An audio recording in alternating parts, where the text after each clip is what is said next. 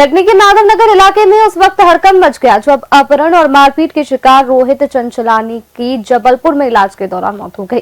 गुस्साए परिजन ने शव को एम्बुलेंस से माधवनगर टांगा स्टैंड लाए और चौराहे पर जमकर हंगामा किया। परिजनों का आरोप है कि बीती रात कुछ युवकों ने रोहित का अपहरण कर उसके साथ बेरहमी से मारपीट की थी।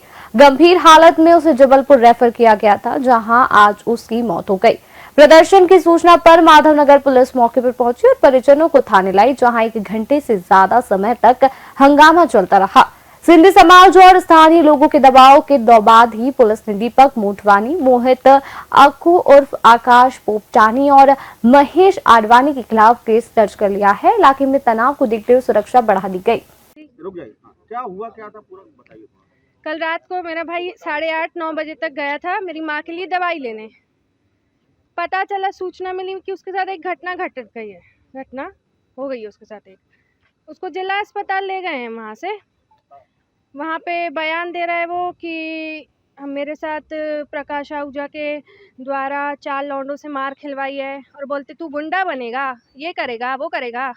हाँ, दीपक मोटवानी है, मोहित धामेजा है ये, और ये महेश आडवाणी है, आकाश पोपटानी, ये सब कौन है?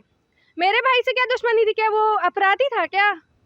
है, एक ही जेंट्स था मेरे घर में, मेरा बाप भी नहीं है, मेरा एक भाई था, बस मेरा एक भाई था। फिर भी उन लोग ने उसको छोड़ा नहीं। वो कोई अपराधी नहीं। आए दिन पुलिस आती है घर में उसको परेशान करने, लेडीज अकेले ऊपर तक रूम तक चढ़ाती है। मैंने 3 बार 181 में कंप्लेन की है। क्यों नहीं मेरी दर्ज हो रही है? गरीब है तो कुछ नहीं, उसके पास पैसा है, प्रकाश आहूजा पे तो कुछ भी करेगा। कैम्प में तड़प तड़प के मरा है वो। कोई एक जना ऐसे पब्लिक में हल्ला नहीं किया कि कोई पुलिस बुलाओ, उसको पकड़वाओ। ये मैं आपको बताता हूँ। कल रात में एक सूचना मिली कि कुछ युवकों के बीच में झगड़ा हुआ है और जो आरोपी युवक थे उनने जो थे उनके पहले तो मृतक के खिलाफ एक एफआईआर पंजीबद्ध हुई। फिर जब जानकारी लगी कि वो जो आरोपी है पहली एफआईआर का, वो घायल अवस्था में है, तो पुलिस गई और उसको तत्काल जो है मेडिकल सुविधाएं उपलब्ध कराने के बाद हम लोगों ने उनके घर वालों को सूचना दी। घर वालों को सूचना देने के उपरांत जो है, क्योंकि मृतक जो थे उस समय बयान देने की स्थिति में नहीं थे, मेडिकल जो ऑफिसर थे उन्होंने उनको रेफ़र किया और रेफ़र करने के बाद वो जो थे तो जबलपुर में आज उनका जो है प्रातः में देहांत हो गया। जब मृतक के परिजनों से संपर्क किया तो आज वो पीएम करवा रहे थे, फिर उनको थाने तलब किया।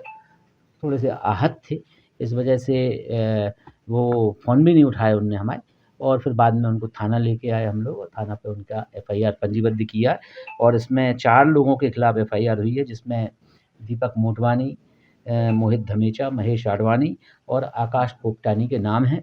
और मैं आपको बताऊं कि इसमें धारा 300 जो 296, 115(2), 109(1), 103(1), 35 बीएनएस का मामला पंजीबद्ध किया गया है। और सामान्य भाषा में आपको बताऊं कि पुरानी जो हमारी आईपीसी थी उस हिसाब से इसमें 302 और 307 की धाराओं में अपराध पंजीबद्ध। दोनों के बीच में क्या विवाद क्या चल रहा था, जिस तरीके से झगड़ा हुआ और ये सब चीजों का? इनका पुराना कोई विवाद है और पुलिस ने चूंकि मामला इन्वेस्टिगेशन में लिया है तो धीमे धीमे सभी मामले की परतें खुलेंगी। किसी तरह की कोई गिरफ्तारी अभी तक फिलहाल कोई गिरफ्तारी नहीं हुई है, लेकिन दबिश दी गई थी तो जानकारी मिली है कि अंडरग्राउंड हुआ है। जिनके खिलाफ मामले कायम किए उसके अलावा भी अन्य लोग नाम लिए जा रहे हैं, तो उस पर भी कुछ संज्ञान ले रहे हैं? सभी पहलुओं पर, सभी तथ्यों पर जांच की जाएगी और विवेचना में जो भी तथ्य सामने आएंगे निष्पक्ष रूप से वैधानिक कार्रवाई की जाएगी।